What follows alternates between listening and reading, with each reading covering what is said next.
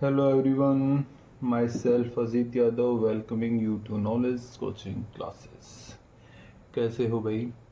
उम्मीद करता हूँ सभी अच्छे होंगे और अच्छे से अपनी प्रिपरेशन कर रहे होंगे और नॉलेज कोचिंग क्लासेस को डेली बेसिस पे देखते होंगे भाई। तो बच्चा पार्टी हम कर रहे थे data handling and presentation class 6 गणित प्रकाश। पिछले टॉपिक में हमने पिक्टोग्राफ के बारे में पढ़ा था, जो कि एक बहुत ही इम्पोर्टेंट टॉपिक है, आसान है। और उसमें हमने जाना था कि कैसे पिक्चर्स के थ्रू विजुलाइज करके हम डाटा को रिप्रेजेंट करवा सकते हैं। ठीक है, तो आज का टॉपिक हमारा रहने वाला है, वो भी बहुत इम्पोर्टेंट है। टॉपिक का नाम है बार ग्राफ। क्लियर? तो शुरुआत करते हैं। उससे पहले भाई सबसे पहला काम यही करना है कि वीडियो को लास्ट तक देखना है। जिसने पिछली वीडियोस नहीं देखी हैं तो लिंक आपको डिस्क्रिप्शन में मिल जाएगा और पिछली वीडियोस को ज़रूर देखना है भाई। सबसे इम्पोर्टेंट, चैनल को सब्सक्राइब कर देना है, वीडियो को लाइक करना है, शेयर कर देना है। ठीक है, तो शुरुआत करते हैं bar graph, data handling and presentation से। तो भाई बार ग्राफ क्या है? Have you seen graphs like this on the TV? ऐसा कोई आपने ग्राफ देखा होगा टीवी के ऊपर। जैसे इसके अंदर क्या दिया गया, number of endangered species is rising, कि भाई खतरे में हैं जो स्पीसीज, उनकी संख्या बढ़ती जा रही है। कि 2007 के अंदर उनकी संख्या 7,851 थी, 2010 में 9,116 थी, 2013 में 11,212 है, 2016 के अंदर 12,630 है, 2019 में 14,234 और 2022 में 16,900। और यहाँ पे आपको डबल स्टार लगा हुआ मिला है, मतलब ये अभी काउंटिंग है, ये चल रहा है। ठीक है, तो ऐसा ग्राफ आपने देखा होगा भाई, टीवी के ऊपर भी आया होगा या न्यूज़पेपर में भी दिखा रखा होगा। तो इस टाइप के ग्राफ को हम बोलते हैं क्या? Bar graph. ठीक है, यहाँ पे आपको क्या मिलेगा भाई? यहाँ पे एक तरफ आपको संख्या मिलेगी जो दे रखी है ये, और इस तरफ जैसे साल दे दिया, दो अलग अलग तरीके की क्वांटिटीज मिल जाएंगे भाई। Like pictographs, such bar graphs can help us to quickly understand and interpret information such as the highest value and the comparison of values of different categories etc. तो जैसे हमने किया था पिक्टोग्राफ में, तो पिक्टोग्राफ में भी हमें पता चल गया था कि भाई देखते ही हमें पता चलता था कि कौन सी चीज़ ज़्यादा यूज़ की गई, कौन सी कम यूज़ की गई, कितनी यूज़ की गई, सब चीज़ों के बारे में पता चलता था। तो सिमिलर तरीके से आपका क्या है? बार ग्राफ में भी ऐसा ही होना है भाई, सेम है। तो इसमें भी हमें देखते ही पता चल जाएगा कि भाई कौन सा कम है, कौन सी ज़्यादा वैल्यू यूज़ की गई है। कंपैरिजन अगर हमें करवाना है, जैसे यहाँ पे हो गया 2010 और 2019 का कंपैरिजन करवाना हो कि भाई 10 में कम थी जो इंडेंजर्ड स्पीसीज की संख्या, यहाँ पे ज़्यादा हो गई है। ठीक है, तो ये सब चीज़ें हम बार ग्राफ की हेल्प से भी बड़ी आसानी से कर सकते हैं। आगे, However, when the amount of data is large, जब amount of data ज़्यादा हो जाता है, presenting it by a pictograph is not only time consuming but at times difficult too. तो भाई जैसे हमने एक पिछली वीडियो में देखा था कि भाई 33 था या 27 था, ऐसे डाटा को हम नहीं रिप्रेजेंट करवा पाए थे पिक्टोग्राफ के थ्रू। तो कुछ चीज़ें इसके अंदर आ जाती हैं भाई, कोई डाटा हमें ऐसा मिल जाए जिसको रिप्रेजेंट करवाना बहुत मुश्किल हो जाता है पिक्टोग्राफ से। ठीक है, और या फिर उस वो टाइम टेकिंग भी हो सकता है, हमारे पास स्केल अच्छा ना बन पाए। तो हम क्या कर सकते हैं? तो हम उसको यूज़ करके बार ग्राफ हम प्रेजेंट कर सकते हैं। ठीक है, बार ग्राफ का यूज़ करके प्रेजेंट कर सकते हैं। Let us take the data collected by Lakhanpal earlier regarding the number of students absent on one day of each class. भाई लखनपाल वाला था ना, जो लखनपाल वाला जो हमने ये करा था। ठीक है, इसी डाटा को हमने बार ग्राफ के थ्रू अब यहाँ पे करके देखना है कि क्लास 1 के अंदर जो अब्सेंट स्टूडेंट है 2, 3, 4, 5, 6, 7, 8 क्लास में जो अब्सेंट स्टूडेंट्स हैं उनकी संख्या लिखी थी भाई लखनपाल ने। तो उसी चीज़ को हम रिप्रेजेंट करवा देंगे किससे? बार ग्राफ से। ठीक है, तो करके देखते हैं भाई। देखो क्या दिया है सबसे पहले कि he presented the same data using A bar graph. तो उसने सेम डाटा को बार ग्राफ का यूज़ करके बताया भाई। ठीक है, यहाँ पे होगी क्लास, यहाँ पे हो गया नंबर ऑफ स्टूडेंट्स। अब है ना एक कुछ चीज़ें देखो, अब हम यहाँ पे बना रहे हैं कि यहाँ पे क्लास है, यहाँ पे नंबर ऑफ स्टूडेंट है, कोई फ़र्क नहीं पड़ रहा, हम बना सकते हैं। ठीक है, ये हमारा क्या है, ये हमारा हॉरिजॉन्टल पिक्टोग्राफ बना रखा है। हम यहाँ पे अगर हम शो करेंगे तो इस ग्राफ का नाम है, इस बार ग्राफ का नाम हो जाएगा वर्टिकल बार ग्राफ। भाई बार ग्राफ दो तरीके के होते हैं, टू टाइप्स होती हैं बार ग्राफ की, टाइप्स ऑफ बार ग्राफ। एक होता है हॉरिजॉन्टल और दूसरा होता है वर्टिकल। ठीक है, ये वर्टिकल है। वर्टिकल लाइंस मतलब ऐसे वाली लाइंस अगर बनती हैं ये वर्टिकल लाइंस होती हैं, ये हॉरिजॉन्टल लाइंस होती हैं। ठीक है, ठीक है, ओके, ये वर्टिकल लाइंस होगी भाई, लिख देते हैं। क्लियर हो गया। तो भाई अब यहाँ पे उसने क्या करवाया कि नंबर एक चीज़ कि भाई ये क्लास का, ये हमारा एक्स एक्सिस है, ये हमारा वाई एक्सिस हो सकता था, तो इसने क्लास ली भाई 1 2 3 4 5 6 7, और ऊपर जो बनाया है वो क्या दे दिया, वो नंबर ऑफ स्टूडेंट्स, और वो भी एक इक्वल फ्रीक्वेंसी में। भाई एक यूनिट लेंथ का मतलब एक स्टूडेंट है, तो number of absent student each class. अब यहाँ पे हमें कुछ चीज़ों का ध्यान रखना है कि ये जो लेंथ है, ये जो यहाँ तक की लेंथ है सबकी सेम होनी चाहिए। ठीक है, ये लेंथ हमारी सबकी क्या होगी भाई, सेम होगी। ठीक है, ये गैप है, जो ये गैप है ये सेम हो भाई, यहाँ तक का भी गैप। मैं आपको उस डाटा के ऊपर जाने से पहले इम्पोर्टेंट चीज़ें बताऊं कि ये भी आपका सेम हो। ठीक है, सब में सेम होना चाहिए। ये जो फ्रीक्वेंसी दे रखी है, ये वाली फ्रीक्वेंसी सबका, यो वाला गैप जो है ये भी आपका डिट्टो सेम होना चाहिए, कम फालतू ना हो, ये भी आपका सेम हो। ठीक है, बिल्कुल ओके है। बाकी इसको थोड़ा सा और ब्रीफ भी करूंगा मैं अभी, तो पहले इसको समझ लो भाई। If the students have not noticed, please point the equally spaced horizontal line। देखो अभी यही बात हुई थी कि horizontal lines हैं जो कि इनके बीच में स्पेस क्या होना चाहिए, इक्वल होना चाहिए। Explain that this means that each pair of consecutive numbers on the left sides has the same gap। तो क्या होगा कि यहाँ से हमें पता चलेगा कि जो लेफ्ट साइड में जो ये गैप दे रखा है वो सेम टू सेम है। देखो इसको हम कर लेते हैं एक बार। भाई मैं एक लाइन खींच देता हूँ, यहाँ से हमने एक लाइन खींची,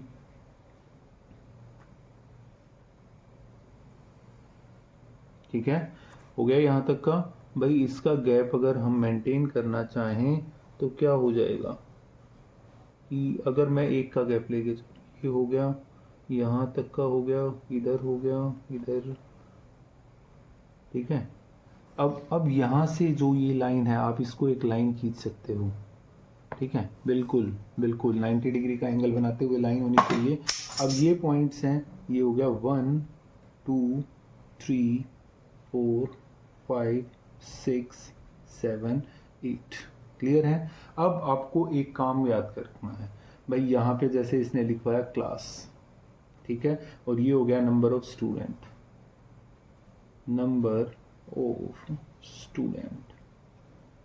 अब देखो बेटा यहाँ पे क्या याद रखोगे आप कि नंबर ऑफ स्टूडेंट क्लास 1 के अंदर 3 थे, तो 3 स्टूडेंट्स है क्लास 1, ये होगी 1 2 3 4 5 6 7, हम 7 तक लेके चल रहे हैं। क्लास 1 के अंदर 7 स्टूडेंट्स हैं, तो आप यहाँ से ले 3 स्टूडेंट्स एब्सेंट है, तो 3 तक लेके जाओगे यहाँ से। ठीक है, यहाँ से 3 तक पहुँचाना है भाई, हो गया। और इसको भी हम कर लेते हैं, ये हमने यहाँ से कर दिया, हो गया, और इसको मिला दिया। देखो अब ये जो गैप है ये हमारा 3 तक ही पहुँच पाया है। ठीक है, अच्छा दूसरा दिया इसने 2, क्लास 2 के अंदर 5 थे भाई, अब 2 को उठाया और यहाँ से हम 5 तक लेके चलेंगे बेटा। कहाँ तक पहुँचे, 5 तक, बिल्कुल स्ट्रेट लाइन खींची है। ठीक है, अब 5 से इसको मिला देना है, ये हो गया, ये 5। देखो इसका फिर भी फर्क नहीं पड़ेगा, बट ये जो गैप है ना, ये वाला गैप है सबका हमारा सेम होना चाहिए, सेम गैप, ठीक है, सेम गैप। क्लियर हो गया? आ गया समझ में? थर्ड क्लास में कुछ, फोर्थ क्लास में कुछ है वो हमारा चलेगा, तो हमारा बार ग्राफ इसी तरीके से बनेगा। यहाँ पे आप लिखोगे 1 unit length, 1 unit length is equal to 1 student. 1 unit length का मतलब 1 स्टूडेंट है। अब कई बार दूसरा कई बच्चे कर देते हैं, बार ग्राफ बनाते टाइम ध्यान नहीं देते कि भाई जैसे ये लाइन खींचती और ये हो गया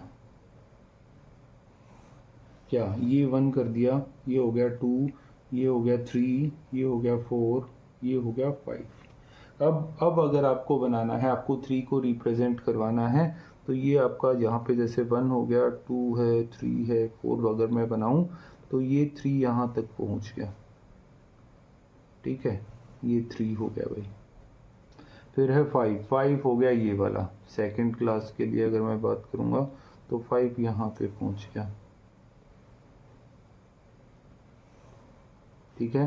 तो ये देखो अब यहाँ पे इनमें दोनों में गैप कितना दिख रहा है यार, 3 हमारा यहाँ पे आना चाहिए था, या ये 5 का है, ये 4 का बीच में गैप गलत हो गया, तो ये तरीका हमारा गलत हो जाएगा। इस तरीके से हम कभी नहीं करेंगे।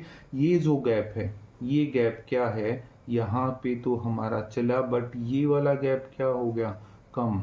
Gap is not same, gap is not same, तो रोंग है ये, रोंग बार ग्राफ, ठीक है। तो ये बार ग्राफ बिल्कुल गलत माना जाएगा। ऐसा बार ग्राफ जिसके अंदर गैप सेम ना हो, उस बार ग्राफ को हम ठीक नहीं मान सकते, कतई ठीक नहीं होगा भाई, वो बिल्कुल से गलत होगा, ठीक है। अच्छा जी, यहाँ पे एक और चीज़ कहूँ, देखो अब ये देखो ये कितना चौड़ा है, यहाँ पे इसकी चौड़ाई कितनी है, यहाँ पे चौड़ाई कितनी है, ठीक है, ये कितनी है, तो इन दोनों में कितना गैप यार, ये तो इतना बड़ा है, ये इतना है, तो ये भी इसकी वजह से भी ये गलत हो गया भाई, ये भी नहीं हो सकता, बिल्कुल नहीं हो सकता भाई ये, ठीक है। तो बार ग्राफ के टाइम पे ये चीज़ भी आपको याद रखनी है कि एक फ्रीक्वेंसी ज़्यादा होगी, एक कम होगी, ये भी आपका गलत हो जाएगा। अच्छा, अगली बात करते हैं भाई। अब देखो मैं एक और बना देता हूँ। क्या बनाया कि ऐसे ही एक लाइन खींच दी हमने, ठीक है, और ये हमने एक स्ट्रेट लाइन खींची, ठीक है। अब एक ये हो गया 1 2 3 4 5 6। अब बेटा एक तो बना दिया आपने, ये एक लाइन खींच देते हैं हम, यहाँ तक का हो गया। अब दूसरा बनाया आपने थोड़ा सा गैप करके, ये वाला हो गया, ठीक है, करीब करीब सेम साइज मान के चलो। अब तीसरा वाला आपने यहाँ पे बना दिया, ठीक है। अब यहाँ का गैप देखो, ये जो गैप है, ये 1 2, अगर मैं इसको 3 कहूँ तो ये इन दोनों का गैप कितना ज़्यादा हो गया, ठीक है। ये गैप भी आपका नहीं होना चाहिए इतना ज़्यादा भाई, गैप थोड़ा गैप करोगे, थोड़ा गैप रखोगे, ठीक है, तो ये भी हमारा क्या है, रोंग है, गलत है भाई। ऐसा बार ग्राफ भी हमारा नहीं होना चाहिए, किसी भी कंडीशन पे हम ऐसी कोई मिस्टेक नहीं करेंगे भाई। क्लियर हो गया? आ गया समझ में? तो बार ग्राफ बनाते टाइम जो जो सावधानी आपको रखनी है आपको मैंने बता दिया कि भाई जो स्केल होता है वो स्केल हमारा इक्वल में होना चाहिए, ये गैप है ये भी हमारा सेम होना चाहिए, नीचे का स्केल है वो भी आपका सेम हो। क्लियर है? अच्छे से मेंशन करोगे कि ये क्लास है, ये नंबर ऑफ स्टूडेंट्स है, हो सकता है क्लास इधर ले रखी हो, नंबर ऑफ स्टूडेंट इधर हो, तो कोई फर्क नहीं पड़ता है। क्लियर हो गया? अच्छा, अब एक चीज और कर लेते हैं, इस वाले ग्राफ को नाम देंगे वर्टिकल, वर्टिकल बार ग्राफ, ठीक है। एक और बना देते हैं भाई। अब उस बार ग्राफ के अंदर क्या, अगर हमें लेंथ निकालनी पड़ जाए कहीं से, नदियों की लेंथ निकालनी पड़गी, एक तो ये लाइन है और एक ये लाइन होगी, ठीक है। तो मैं अगर मानूं कि ये वाला पॉइंट है, ये आपका 1000 है, ये 2000 है, ये 3000 है, ये 4000 है, ये 5000, 6000। हमारे पास प्लेसेस हैं A B C D E F G, तो ज़्यादा नहीं करता, एक ही या दो ही प्लेसेस को लेके करेंगे। तो भाई ए प्लेस है ना, ए की जो डिस्टेंस दे रखी है वो 3000 किलोमीटर की है, ठीक है, 3000 किलोमीटर दूर है। तो हम इसको ऐसे कर सकते हैं, लेंथ वाला काम है तो ऐसे कर लो यार, ये यहाँ से यहाँ तक का हो गया, दैट मीन्स ये हो गया भाई, ठीक है। ये बी की लेंथ आपकी 5000 है, मान के चलो 5000 दे रखी है, तो हम बी को क्या करेंगे यहाँ से, और बी को पहुंचा देंगे 5000 तक,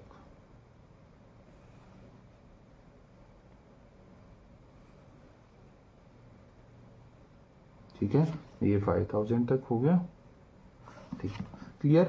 इस ग्राफ को नाम दिया जाएगा आपका हॉरिजॉन्टल बार ग्राफ, ठीक है, ये हॉरिजॉन्टल बार ग्राफ हो गया। अब कुछ और चीज़ें भी आपकी मिल सकती हैं यार। अब मान के चलो हमें ये नहीं पता होता कि ये 5000 है या 3000 है, तो कैसे करते, हम इस लाइन को नीचे लेके आ जाते, हमें पता चलता ये 3000 है, तब हम इसको डिनोट करवा के 3000, इसको नीचे लेके आओगे तो आपको पता चला ये 5000 है, ठीक है। तो इस तरीके से भी हम इसको रिप्रेजेंट करवा सकते हैं, ठीक है, हो सकती है रिप्रेजेंटेशन इस तरीके से। तो भाई इसको क्विकली देखो और नोट करो यार।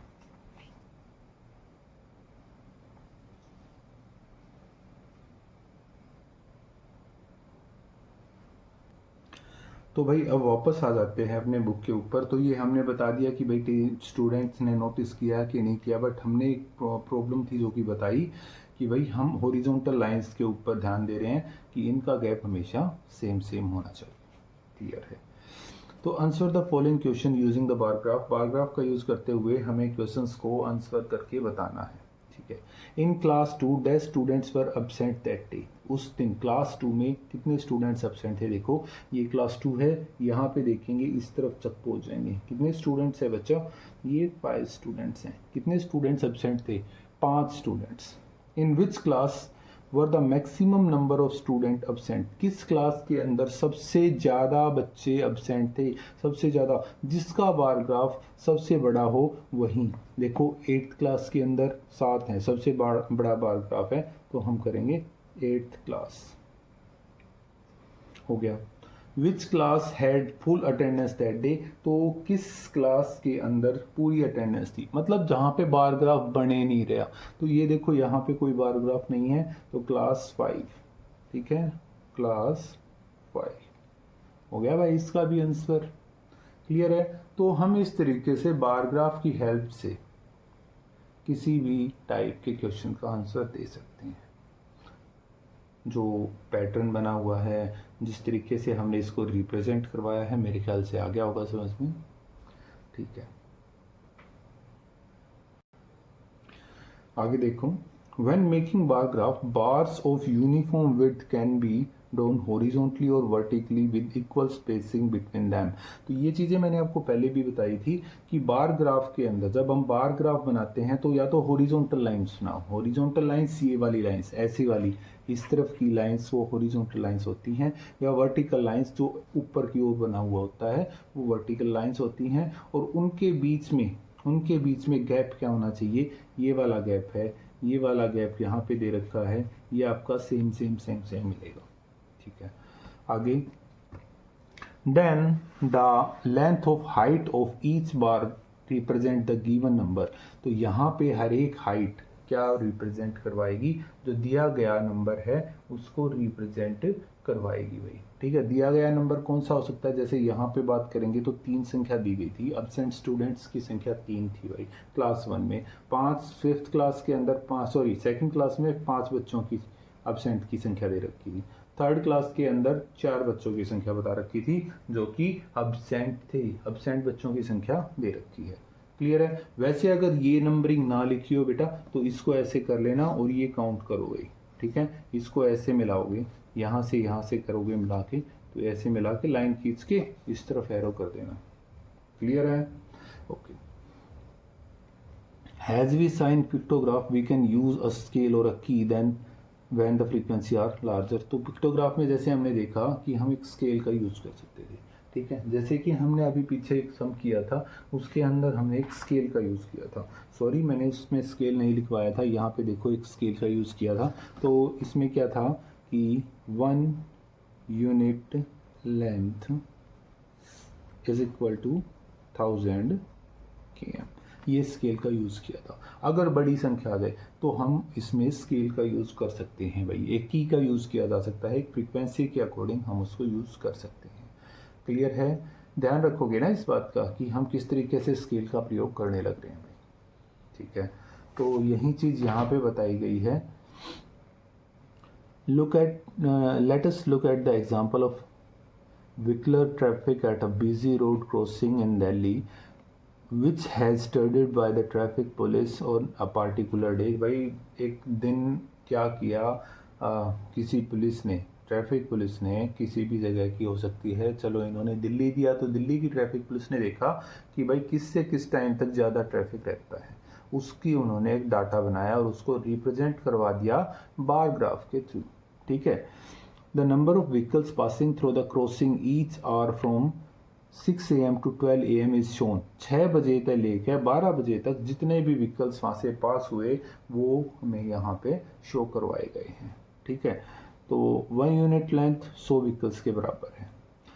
तो ये दे रखा है, देखो 6 से 7 तक की बात करेंगे तो ये 100 और 200 के बीच में आ गई भाई, ये वाली लाइन यहाँ पे अप्रोक्सीमेटली 150 हो गया, ठीक है। जब 7 से 8 की बात करेंगे तो इस लाइन को नीचे खींच के देखा, ठीक है, तो ये हमारा 1200 हो गया, क्लियर हो गया, ठीक है। 7 से 8 हो गया, 8 से 9 की बात करेंगे तो इस लाइन को अगर हम नीचे लेके आएंगे तो 1000 बच्चे हो गए भाई, 1000 व्हीकल्स निकले हैं। 9 से 10 के ऊपर बात करेंगे तो 800 हो जाएंगे, 10 से 11 के ऊपर पहुंचे तो 700 हैं, 11 से 12 पे 600। इसको क्लियरली हम अच्छे से देख पा रहे हैं कि ये कितने हैं भाई, ये 150 है, मैं ऊपर लिख रहा हूँ इसके साइड में, ठीक है। ये कितने हैं भाई, 1200 हैं। ये कितने हैं, ये 1000 हैं भाई, ठीक है। ये कितने बन गए, 9 से 10 बजे के बीच वाले हैं 800, ये आपके 700 और ये हैं 600। क्लियर हो गया? तो ये चीज़ें हम डिनोट कर सकते हैं और जो हमने की हैं बार ग्राफ के थ्रू। इन्होंने बताया थोड़ी ना है कि भाई 6 से 7 बजे तक 150 व्हीकल गए, हम इसको सिर्फ विजुलाइज करके यहाँ से देख के हम तब इनकी वैल्यूज़ निकाल रहे हैं भाई, ठीक है। हमने देखा कि ये बार ग्राफ यहाँ पे कहाँ तक पहुँच रहा है कि ये 150 तक जा रहा है तो हमने इसको लिख दिया यार।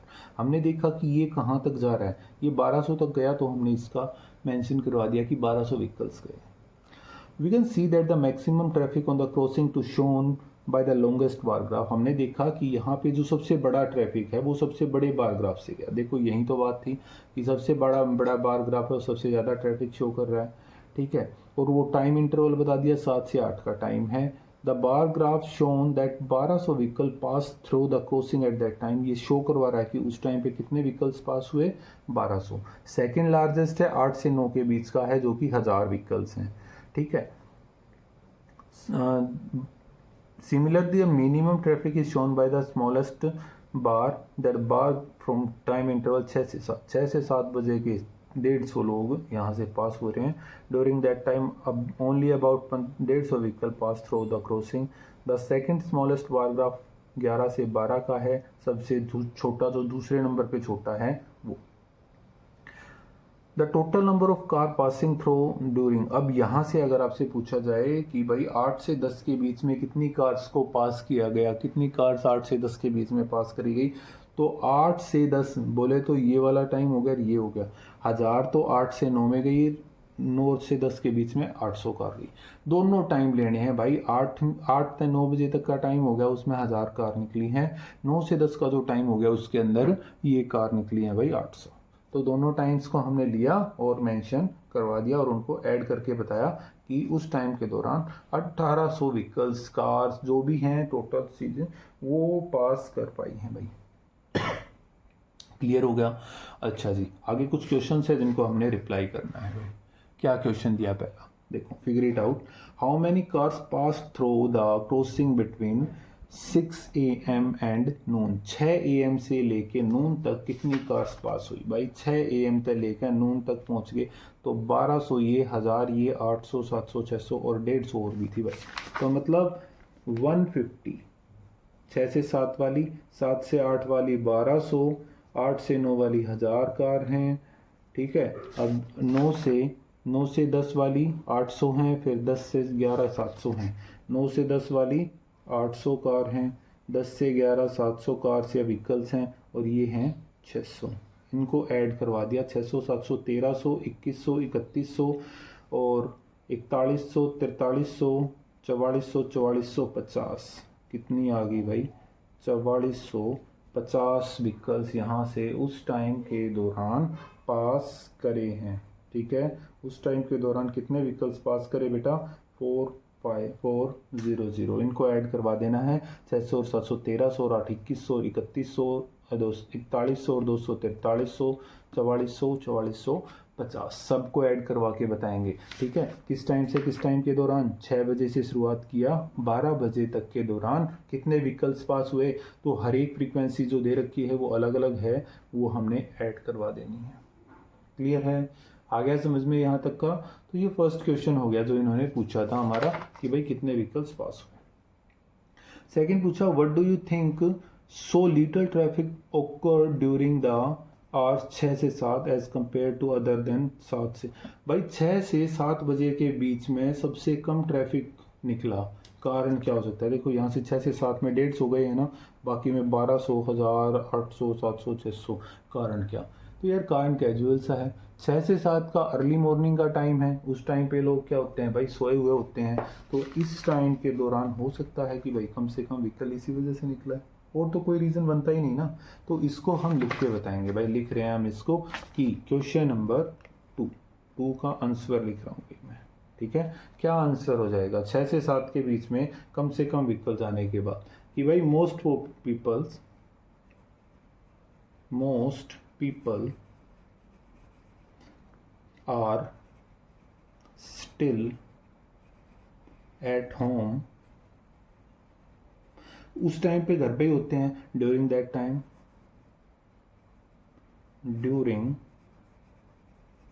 टाइम, उस समय घर पे ही होते हैं। कारण क्या हो सकता है? इट्स अर्लियर देन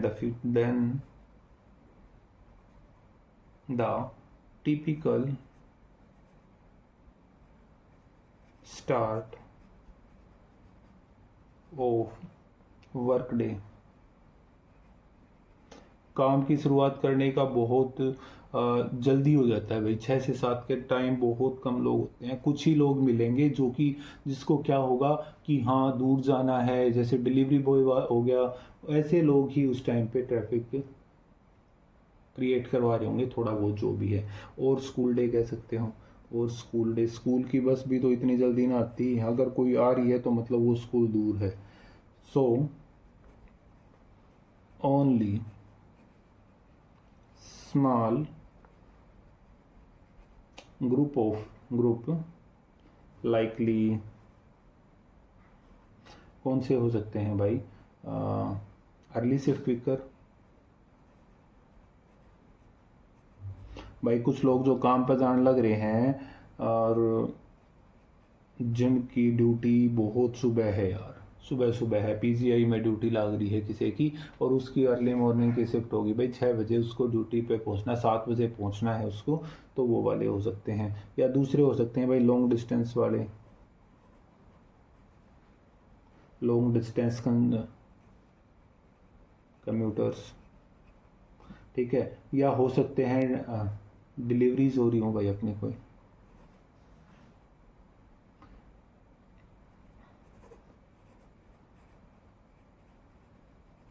ठीक है। वहीं क्या होते हैं? आर ऑन रोड, वही लोग रोड पे मिलेंगे। तो इसी वजह से this leads to lighter traffic,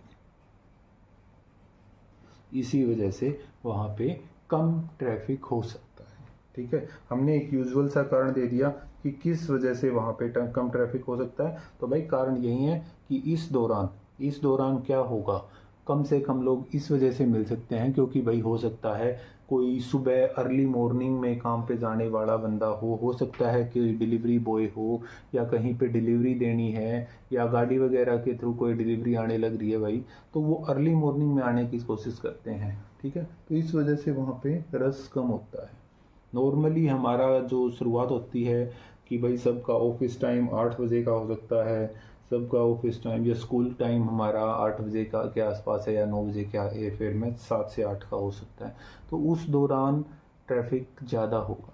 but 6 से 7 में तो लोग आधे टाइम तो सुते रहे हैं यार, या खाना खाना है या चलने से पहले वो प्रोसेस रहती है, तो उस टाइम पे लोग घर पे ही होते हैं। ठीक है, why do you think the traffic was heaviest between 7 to 8 AM? 7 से 8 के बीच में सबसे ज़्यादा ट्रैफिक था भाई, 1200 लोग आए थे। तो कारण क्या हो सकता है? तो कारण अभी आपको मैंने बताया, वही कारण तो है यार कि हो सकता है उस दौरान भाई पीपल स्कूल के लिए भी निकल सकते हैं, बच्चे गाड़ियाँ आती हैं, या काम के लिए निकल सकते हैं, कोई भी लोग जा रहे हैं जो जो उनका रूटीन का काम है ना उसके लिए निकलते हैं। इस वजह से क्या हो जाएगा कि ज़्यादा ट्रैफिक हो सकता है। अगर इसका आंसर लिखें हम तो this are usually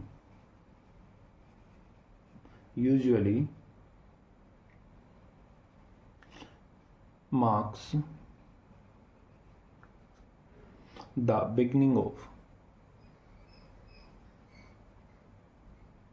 beginning of morning rush। सुबह सुबह की जो भीड़ होती है उसकी शुरुआत होती है भाई यहाँ से। ठीक है, तो इस दौरान क्या हो सकता है, many peoples are going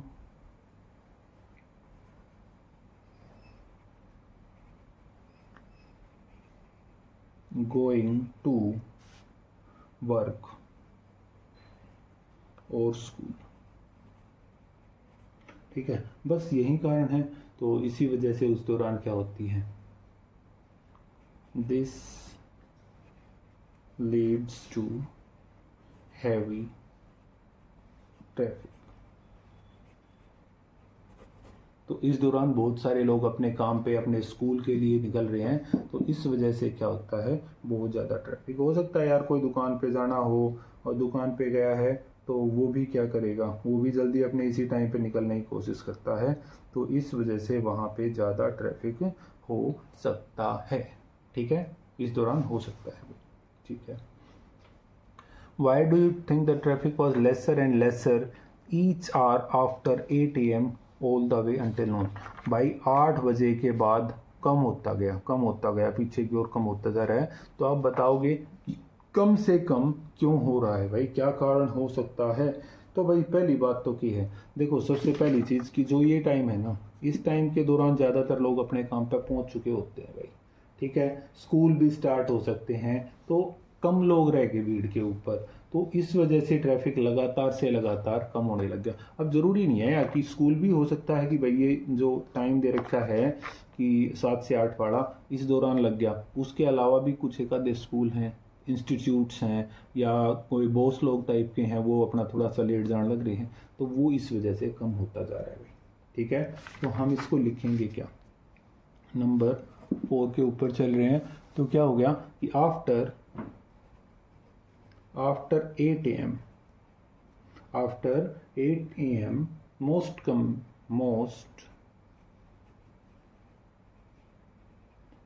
commuters have already reached their destination। तो ज़्यादातर लोग अपनी डेस्टिनेशन पे पहुंच चुके होते हैं। ठीक है, स्कूल भी स्टार्ट हो चुके होते हैं, स्कूल्स स्टार्ट, या हो सकता है ऑफिस ओपन हो गए होंगे भाई, ऑफिस ओपन हो गई। एंड एक और चीज़ भाई, fewer people are on road.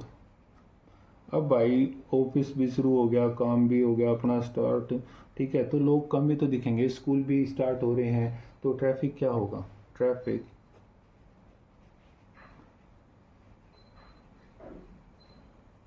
gradually decreases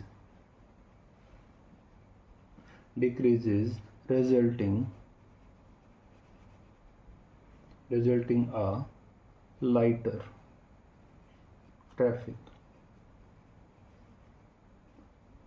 closer to noon।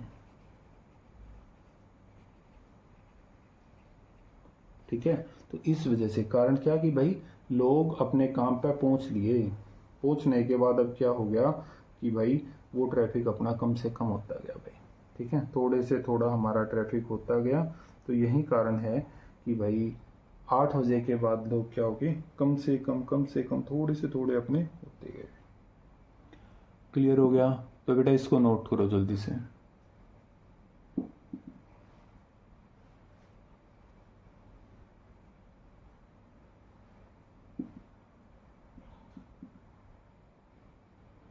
तो इसी में एक एग्जांपल और दे रखा है भाई कि नंबर ऑफ ईयर्स, पॉपुलेशन दे रखी है किस साल के अंदर कितनी है, ठीक है, और population of India in crores है, population of India in crores, ये यहाँ पे साल दे रखा है भाई, किस साल में कितनी पॉपुलेशन दे रखी है, ठीक है। और अब यहाँ पे इन्होंने यूनिट लेंथ नहीं दी हुई, यूनिट लेंथ हम अगर यहाँ पे लिखेंगे तो 1 unit is equal to 10 crore. कैसे देख सकते हो, यहाँ से 10 फिर 20 फिर 30, गैप कितने का, 10 का है भाई, ठीक है, तो ये हमें यहाँ पे दे रखा है। तो अब इसको पढ़ते हैं यार।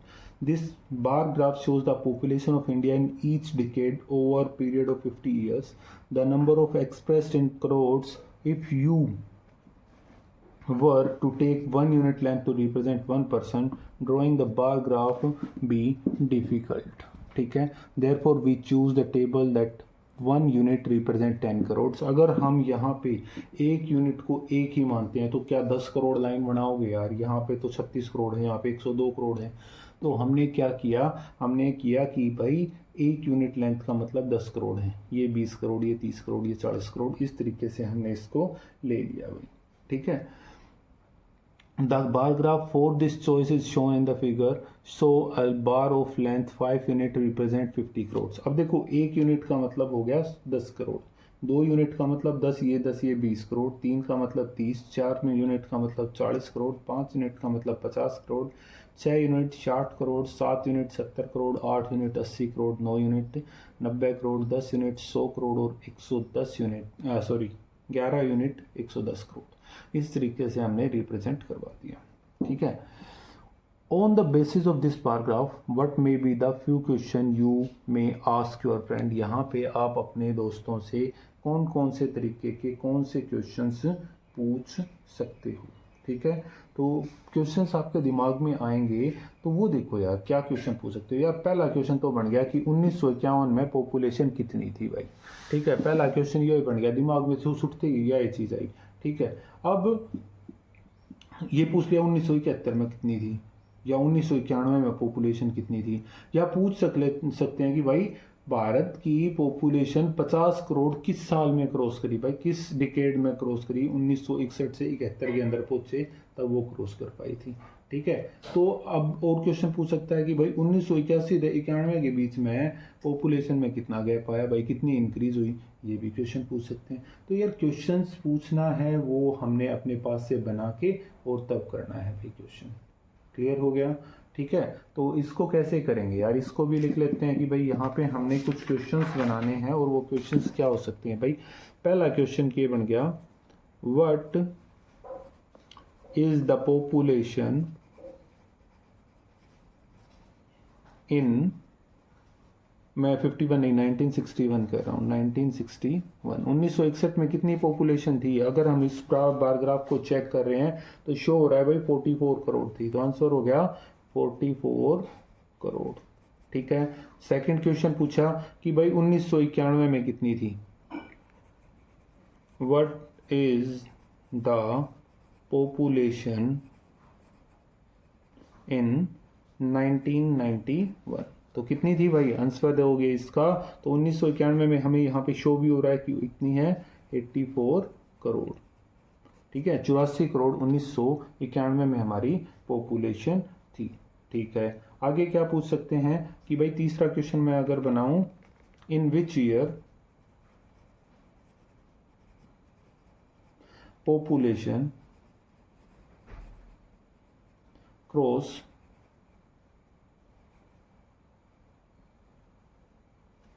50 करोड़। किस साल क्रॉस करी भाई, वह 1971 में 54 करोड़ है, 1961 में 44 करोड़ है, तो इन 1971।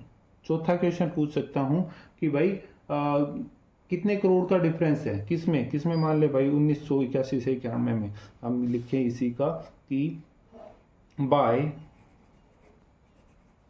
How many crores did the population increase between 1981 and 1991।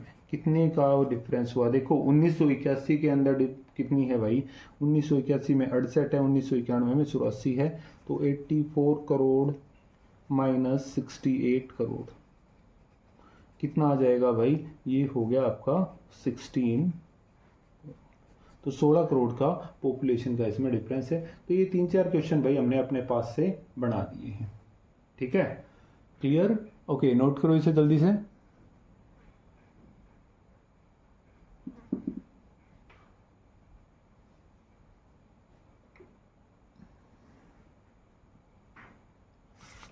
ठीक है भाई, आगे देखो, आगे क्या कहा इसने, how much did the population of India increase over 50 years. 50 साल में कितनी पॉपुलेशन इंक्रीज हुई। How much did the population increase in each decade, हर एक डिकेड के अंदर कितनी पॉपुलेशन इंक्रीज हो रही है भाई। तो कंप्लीट पॉपुलेशन की बात कर लेते हैं। देखो यहाँ से शुरुआत हुई थी और यहाँ तक पहुँच गई, तो इसके दौरान कितनी पॉपुलेशन इंक्रीज हुई, क्वेश्चन दे रखा है और इसका आंसर लिखेंगे। तो भाई सबसे पहली बात ये है कि पॉपुलेशन इन 1951 के अंदर पॉपुलेशन थी 36 करोड़। ठीक है, और 2001 के अंदर पॉपुलेशन इन 2001 है आपकी 102 करोड़। ठीक है, तो अब इंक्रीज कितना हुआ, increase in population in 50 years, 50 साल में कितना पॉपुलेशन में इंक्रीज हुआ। तो भाई सिंपल सी है, इसमें से इसको माइनस कर दो, 102 minus 36 that is equal to, solve करेंगे तो आ गया अपना 66 करोड़। तो भाई 50 साल में 66 करोड़ लोग बढ़ गए अपने देश में, और आज के दिन और ऐड कर देंगे तो 150 करोड़ हो गए भाई 2025 तक की बात करेंगे तो। ठीक है, तो वर्ल्ड नंबर 1 हो गया पॉपुलेशन के अंदर। नेक्स्ट क्वेश्चन पूछा गया, इसी का सेकंड पार्ट में कहूँ, ये फर्स्ट पार्ट हो गया। How much did the population increase in each decade, तो हर एक डिकेड के अंदर कितना इंक्रीज हुआ। देखो यहाँ से यहाँ पे इंक्रीज हुआ, यहाँ से ये इंक्रीज हो गया, ये इंक्रीज हो गया, ये बढ़ा है, ये बढ़ रहा है। तो भाई दूसरे में मैंने लिखा कि इंक्रीज इन पॉपुलेशन, ठीक है, पॉपुलेशन में कितना इंक्रीज हो रहा है। तो पहले डिकेड के अंदर बात करेंगे, तो पहला डिकेड है आपका 1951, फ्रॉम 1951 टू 1961, कितना भाई 44 माइनस 36। ठीक है, 44 minus 36 that is equal to 8 crore. तो 8 करोड़ लोग बढ़ गए भाई। ठीक है, फ्रॉम, ये नंबर ए कहा मैंने, बी में चल रहे हैं, फ्रॉम 1961 टू 1971, 1961 से 1971 भाई 54 करोड़ थे ये और 44 करोड़ ये, 54 minus 44 that is equal to 10 crore. तो 1961 से 1971 के बीच में 10 करोड़ बढ़े भाई। सी पार्ट कहूँ मैं कि भाई फ्रॉम 1971 टू 1981 1971 से 1981 के बीच में ये 54 था, ये 68 था, तो 68 minus 54 that is equal to 14 crore. ठीक है, डी के ऊपर बात करेंगे कि फ्रॉम 1981 टू 1991, 1981 से 91 में पहुंचे, 68 से ये पहुंच गया आपका 84 पे, तो 84 minus 68 that is equal to 16 crore.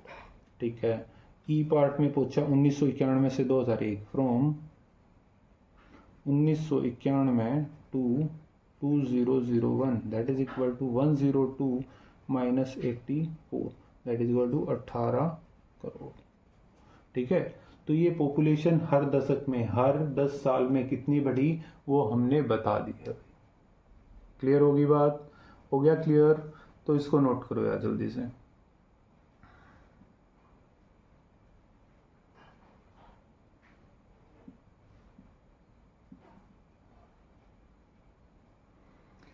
तो बच्चों अभी आपने देखा कि हमने कितनी आसानी से बार ग्राफ की हेल्प से इन क्वेश्चंस को आंसर किया है। ठीक है, ज़्यादा डिफ़िकल्टी नहीं आई, सिर्फ देखा हमने और उनकी मेज़रमेंट देख ली कि कितनी कितनी है वह इनकी मेज़रमेंट। 1 यूनिट लेंथ जैसे 10 करोड़ दिया गया तो हर एक का अलग अलग हो सकता है, कोई 5 करोड़ का गैप हो सकता है 20 करोड़ की यूनिट लेंथ ले रखी हो, तो सबका सेपरेट हो सकता है भाई। ठीक है, बट विजुअलाइजेशन इसमें बार ग्राफ में बहुत अच्छा रहा, तो हम बता सकते हैं आसानी से। देख के हमने बताया कि जैसे पॉपुलेशन गैप बताया, किस साल में कितनी पॉपुलेशन थी, तो बार ग्राफ की हेल्प से ये बहुत ही इजी हो गया भाई। क्लियर है? तो आज के लिए मेरे विचार में इतना काफ़ी रहेगा। नेक्स्ट टॉपिक रहेगा आपका ड्राइंग अ बार ग्राफ। बार ग्राफ को ड्रॉ करना सीखेंगे नेक्स्ट में। ठीक है, तब तक के लिए take care of yourself and keep watching knowledge coaching classes. Please do not forget to like and share this video and also subscribe to Knowledge Coaching Classes. Thank you.